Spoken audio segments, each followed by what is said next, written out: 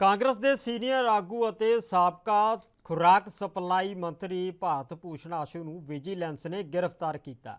ਪਰ ਉਸ ਤੋਂ ਬਾਅਦ ਕੀ ਹੋਇਆ ਕਿ ਸਾਬਕਾ ਮੰਤਰੀ ਵਿਜੀਲੈਂਸ ਦੇ ਰਡਾਰ ਉੱਤੇ ਆ ਗਿਆ।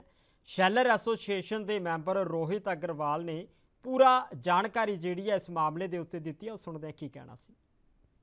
भारत भूषण आशू जो किसी समय अगर हम कहें कि फूड सप्लाई मंत्री होते थे, आज विजिलेंस की गिरफ्त में है। हमारे साथ शैलर एसोसिएशन के रोहित हैं, उनसे बात करते हैं। प्रधान भी उनका। रोहित जी, सवाल बहुत बड़े हैं। सबसे पहले तो बार बार अगर हम कहें कि ऑपोजिशन या सीधे तौर पे कहें, कांग्रेस कह रही है कि झूठा आरोप लगाया कि उनसे अच्छा कोई फूड सप्लाई मंत्री ही नहीं रहा। आप सेलर एसोसिएशन में हैं, अगर आप कहें कि आपने सबसे ज़्यादा अगर हम कहें इंट्रैक्शन रहा है, तो आप क्या बिल्कुल जायज़ है इल्ज़ाम, या फिर इसमें हम कह सकते हैं कहीं तोलमोल या फिर ये इल्ज़ाम भी कमी है? गल ये है जी, जो चोर चोरी करता फड़िया जाता कदे वो भी नहीं मानता मैं तो की नहीं जी। ये तो एक सारा कुछ सामने है जी। जितने घपले हमारे यहाँ पे हुए हैं इस टर्नओवर में, कभी सिस्टम में कभी हुए नहीं। देखो, बारदाने का घपला, फोर्टिफाइड राइस घोटाला, उसमें टेंडर घोटाला, लेबर ट्रांसपोर्ट का घोटाला, वो तो सामने है जी सारा कुछ। रोहित जी, लेबर घोटाले की हम बात कर लें या फिर हम कहें अभी मेन जो विजिलेंस ने पकड़ा है टेंडर घोटाले के पीछे पकड़ा है। टेंडर घोटाले के बारे में थोड़ा बताइए, क्योंकि कहीं ना कहीं उसको उजागर करने में आप लोगों का रोल रहा है। ऐसे है जी, पहले पंजाब में 5000 बंदा, छोटा बंदा काम करता था, उसकी रोजी रोटी जैसे ये टेंडर निकालते थे, वो लेबर कार्टेज के टेंडर डालते थे, तो उसमें उसकी रोजी रोटी बनती थी शाम को। तो इसने उस पर भी लात मार दी। ये 2019 में एक नई पॉलिसी लेके आई भी पॉलिसी इतनी बड़ी कर दी तो छोटा बंदा टेंडर पा ही नहीं सकता था।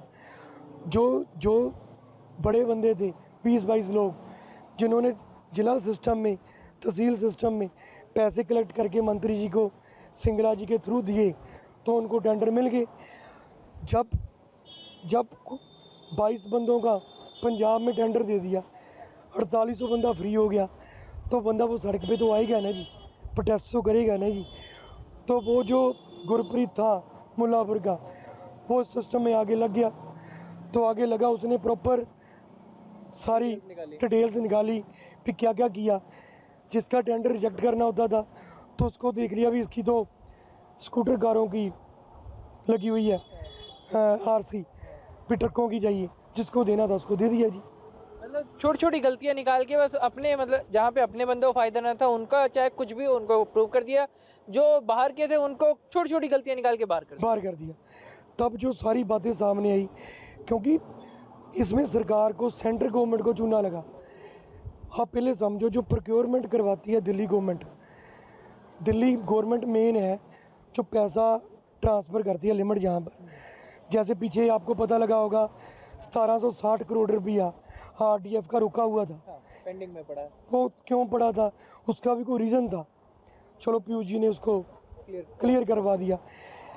जब ऐसी जो माल पैडी परचेज़ कर ली, कणक परचेज़ कर ली, तो उसकी कार्टेज गोडाउन तक जाने की, ट्रकों की कार्टेज, वो सारी सेंट्रल गवर्नमेंट पे करती है।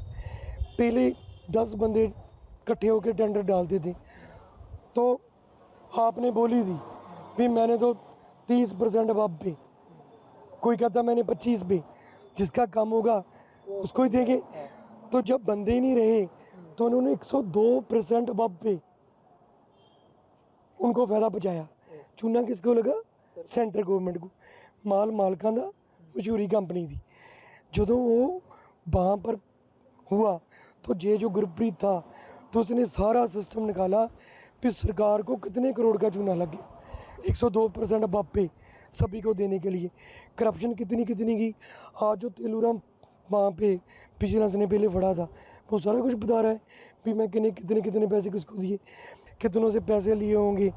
आज अंदर बैठा है, आज शायद सुना है मैंने भी प्रॉब्लम भी, तबीयत ख़राब होगी उसकी। बंदा पहले काम सही करे तो ऐसी दिन ही ना देखनी पड़ेगी। Thank you sir. तो ये थे हमारे साथ सेलर एसोसिएशन के रोहित, जिन्होंने एक चीज़ क्लियर कर दी है कि जब उनके मंत्री थे तब बहुत कुछ किया उन्होंने, शायद उसका खामियाजा उन्हें अब भुगतना पड़ रहा है। कैमरामैन अलजिंदर के साथ अमित कुमार, ANB न्यूज़।